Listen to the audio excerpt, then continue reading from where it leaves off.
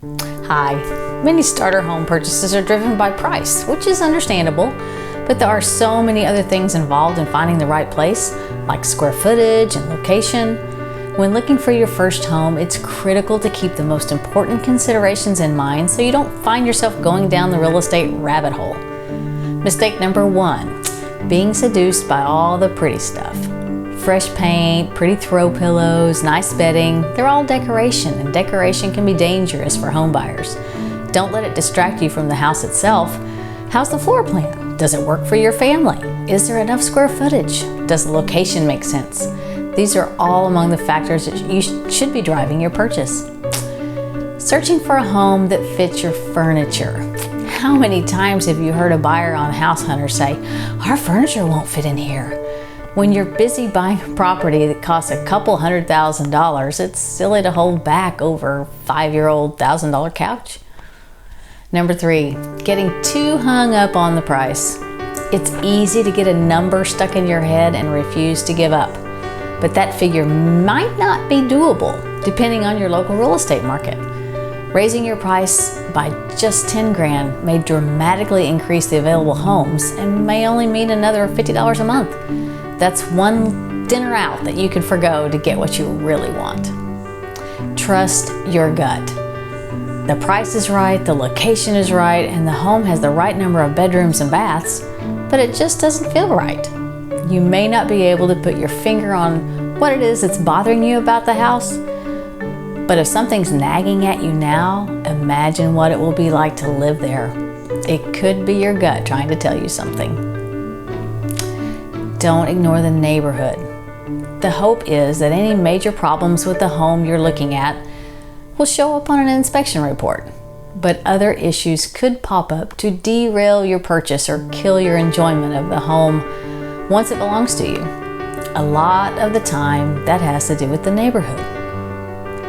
That could mean a commercial area is too close to home, or a rundown house across the street, or some zoning changes that are bringing a bunch of new multifamily units to the area and increasing the traffic. Whatever it is that's bothering you, think it through. You can always fix your home, but you can't change the neighborhood. Think long term. Maybe you think you'll only be in this starter home for 2 years or so, and that the neighborhood isn't all that important. As long as the house meets your approval, you're good, right? Most homeowners stay in their home for 7 to 10 years on average, depending on location. Does that mean you'll stay in this home for 10 years or more? Who knows? But if you're a young couple planning to have kids in the next 3 to 5 years, let's say, it wouldn't hurt to make sure the home you buy now can accommodate that lifestyle change. Don't think too long term either. By the same token, looking for a forever home when you're newly married or just starting your career, you don't know where life may take you down the road, so that's not the answer either. Consider the commute. No one moves 2 hours each way away from work because they enjoy the time in the car. A move away from the city center into the suburbs is typically driven by affordability or lack thereof. But absorbing an exceptionally long commute may not be worth it in the long run. Buyers have to ask themselves, how long is too long? But asking yourself the question is only the beginning. If you think a 1-hour commute each way will be fine, try it for a few days. Do a test run. It won't be the same as having to do it day in and day out for years of your life, but it'll give you a good idea.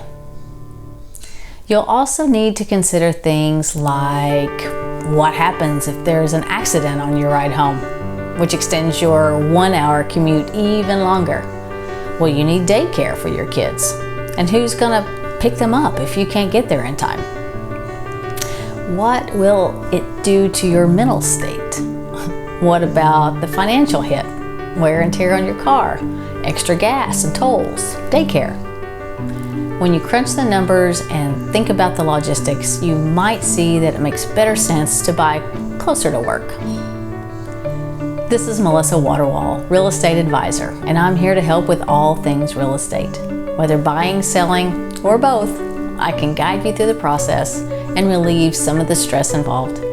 Reach out anytime by phone, text, or email or check out my website at melissa.realtor. See you again soon.